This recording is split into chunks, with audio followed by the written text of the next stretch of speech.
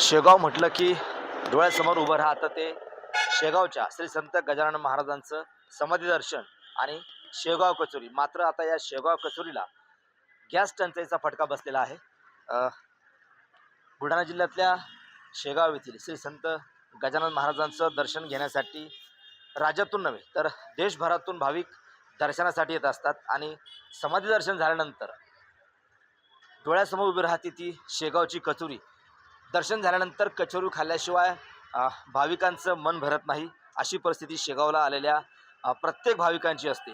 राज्यातून नव्हे तर देशभरातून भाविक शेगावला येत असतात. मात्र आता याच कचोरीला गॅस सिलेंडरचा फटका बसलेला आहे.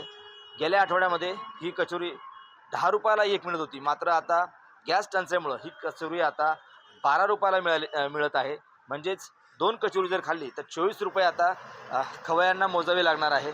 एकंदरीत पाहिलं तर सध्या घरगुती सिलेंडर आणि व्यावसायिक सिलेंडर या दोघांचीही टंचाई भासत आहे. मात्र आता व्यावसायिक लोकांना याचासुद्धा फटका बसलेला आहे आणि आता शेगावच्या कचोरीसुद्धा या ठिकाणी फटका बसल्याचं आपल्याला दिसत आहे. आणि कचोरीचे दर वाढल्यामुळं आता सर्वसामान्यांना या ठिकाणी हुरदंड पडत असल्याचं दिसतंय.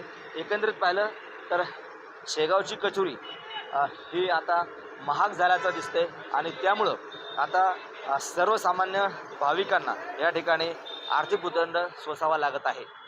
कॅमेरामन विनय देशमुखसह गणेश सोळंकी, TV9 मराठी, शेगाव, बुलढाणा.